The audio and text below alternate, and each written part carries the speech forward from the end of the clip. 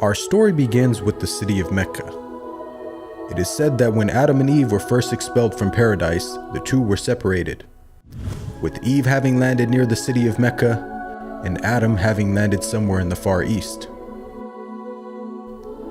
After many years of searching for one another, Adam finally managed to make his way down through the Arabian Peninsula to Mecca, and it was at the top of Mount Arafat, just outside the city of Mecca, where the two were finally reunited.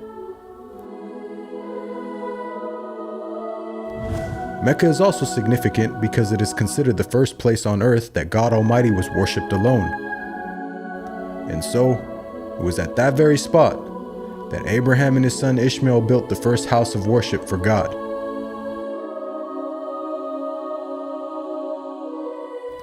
In honor of this, God Almighty had built in the heavens a similar structure for the angels. And it is said that every day, 70,000 angels come to that building to perform their prayers and then leave, intending never to return again.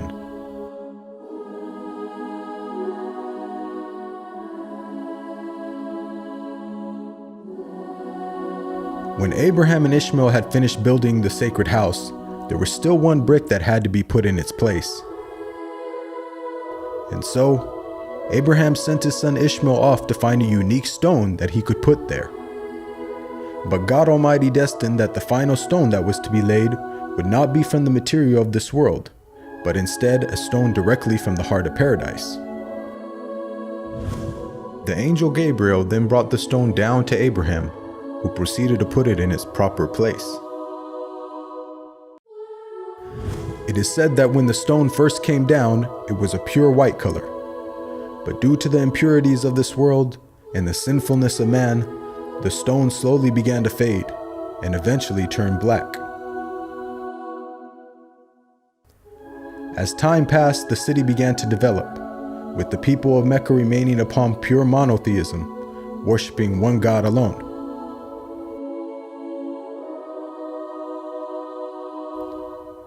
This despite the fact that their neighbors in Egypt, Mesopotamia, and the Levant had been practicing paganism for centuries.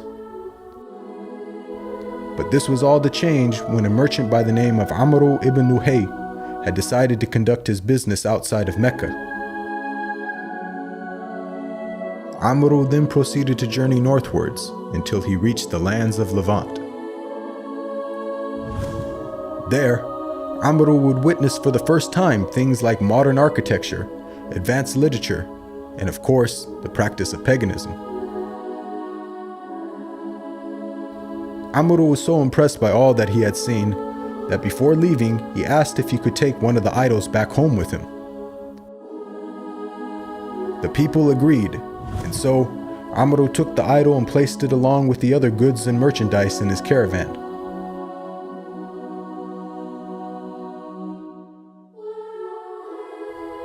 He then set out southwards, back towards the city of Mecca.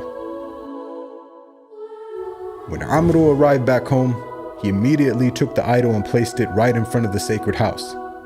He then proceeded to tell the people that this was now going to be the god that they worship. Sadly, this concept faced little, if no resistance.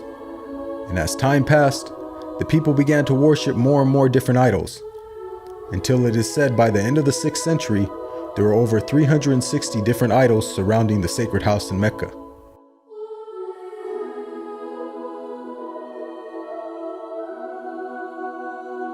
As the years passed and paganism became more prominent throughout the world, the people who still practiced monotheism knew that the coming of a new prophet was close at hand.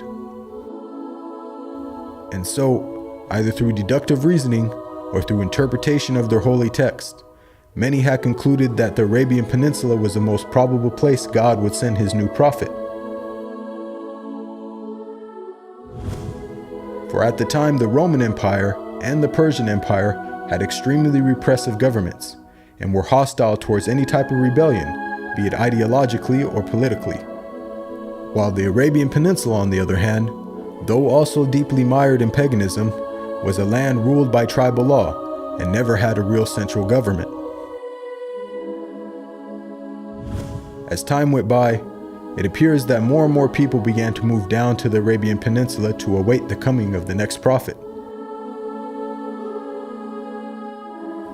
And so, in the very land in which man first worshipped his Creator, and where Abraham built the first house of worship for God alone, it was there where God had destined his last and final messenger would emerge.